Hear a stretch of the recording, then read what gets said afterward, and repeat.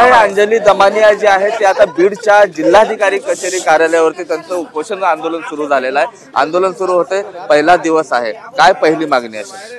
आमच्या मागण्या पहिल्यापासून दोनच आहे। एक म्हणजे धनंजय मुंडेंचा राजीनामा पाहिजे आणि दुसरी म्हणजे वाल्मिक कराड यांना कुठच्याही परिस्थितीत अटक झाली पाहिजे।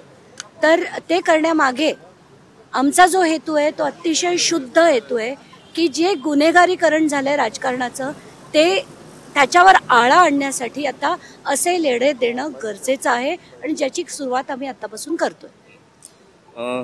किती दिवस हे तुमचं आंदोलन आता प्रामुख्याने चालेल? जोपर्यंत यांना अटक होत नाही तोपर्यंत हे आंदोलन चालतच राहणार। या आंदोलनानंतर आता बीड वगळता राज्यातले इतर जिल्हे आहेत त्या ठिकाणी पण तुमचा दौरा जाईल? गुन्हेगारीकरण जिथे जिथे होईल आणि ते मोठ्या प्रमाणावर होईल, लोकांना त्रास दिले जातील, तिथे तिथे जाणं आणि लढणं हे गरजेचं आहे आणि माझं कर्तव्य आहे असं मी समजते। बीड जिल्हा हा राजकीय लोकांचा हब आहे असं मानलं जातं। कालपासून तुम्ही एक आरोप केला होता, या ठिकाणी जो काल महामोर्चा झाला, निषेध मोर्चा झाला, त्या ठिकाणी मात्र राजकीय स्वरूप आलं होतं। आज तुम्ही पण आलात, एक वेगळा आरोप होते, कसं पाहताय जगदीश? नाही, तुमचा प्रश्न पुन्हा काल जो मूक मोर्चा झाला, तुम्ही त्यावेळेस एक आरोप केला होता की या मोर्चामध्ये राजकीय किनार आहे। आता तुम्ही पण आम आदमी पार्टीकडूनच राहिलात, मात्र तुम्ही काल मोर्चाला नव्हते, बाजूला तुम्ही उपोषण करत होता। या सगळ्या गोष्टीकडे कसं पाहता? दादा, मी आम आदमी पार्टी सोडून 9 वर्ष झाले।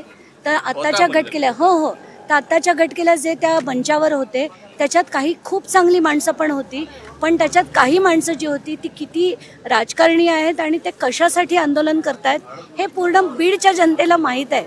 त्यामुळे ती माणसं जी होती ती मला असं वाटतं त्या योग्यतेची नव्हती, म्हणून मी त्या मंचावर जाणं टाळलं, मग त्या मोर्चातही भाग घेणं टाळलं, कारण ते माझ्या तत्वात बसत नाही। त्यांचे भाषण ऐकले असतील, तुम्ही बाजूलाच बसला होता, आवडली नाही? मागे मी त्या मंचाच्या खूप दूर होते, त्यामुळे त्यांच्या भाषणाचे जे जे म्हणाले ते मला आवाज नक्कीच ऐकू गेले नाहीत, पण कुठेतरी नक्कीच माहिती होतं की आपल्या स्वार्थासाठी आपण मोठं व्हावं म्हणून ते करत होते।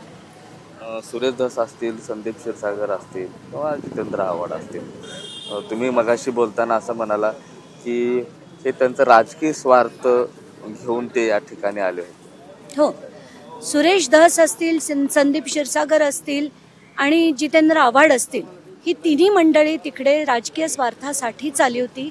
कारण जितेंद्र आव्हाडांच्या विरुद्ध धनंजय मुंडेंनी सभा घेतली आणि ते त्यांना कुठेतरी खूप लागलं, खटकलं, म्हणून त्यांनी त्यांच्या विरुद्ध आज आवाज उचलला। त्या व्यतिरिक्त संदीप क्षीरसागर आणि सुरेश धस हे त्यांचेच दुसरे छोटे भाऊ आहेत, गुन्हेगारी प्रवृत्तीत म्हणते मी।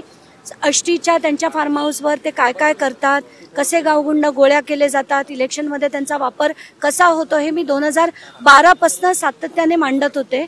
आणि हे नेहमी गुन्हेगारीकरण, तो मोठा आहे गुन्हेगारीत, मी छोटा आहे, तो जर छोटा झाला तर मी मोठा होईन, म्हणून हे सगळं केलं जातं, याच्यात दुसरं तिसरं काही नाही। म्हणजे मुंडे वर्सेस सुरेश धस, संदीप क्षीरसागर आणि जितेंद्र आव्हाड असं युद्ध सुरू आहे। संतोष देशमुख यांचं निमित्त करून ते फक्त स्वतःचा स्वार्थ करण्याचं जे टार्गेटचं काम चाललंय हे कुठेतरी स्पष्टपणे काल दिसत होतं। आता इथून कुणाला भेटायला जात आहे? जिल्हाधिकाऱ्यांना, एसपींना किंवा इथं बोलवत आहे त्यांना? खूप जणांना भेटायचं आहे, खूप माहिती काढायची आहे, पण सगळंच मीडियाला सांगणं आत्ताच्या घटकेला योग्य होणार नाही। नक्कीच ह्या होत्या अंजली दमानिया। आजचा त्यांचा पहिला दिवस आहे आंदोलनाचा आणि आता इथून भेटीगाठी सुरू होतील, पुरावे गोळा करण्याचं काम सुरू होईल आणि त्यानंतर मी माध्यमांशी बोलन असं त्या सांगतात। कॅमेरा पर्सन अभिजित पिसेसह मी महेंद्र कुमार मुधोळकर, TV9 मराठी, बीड।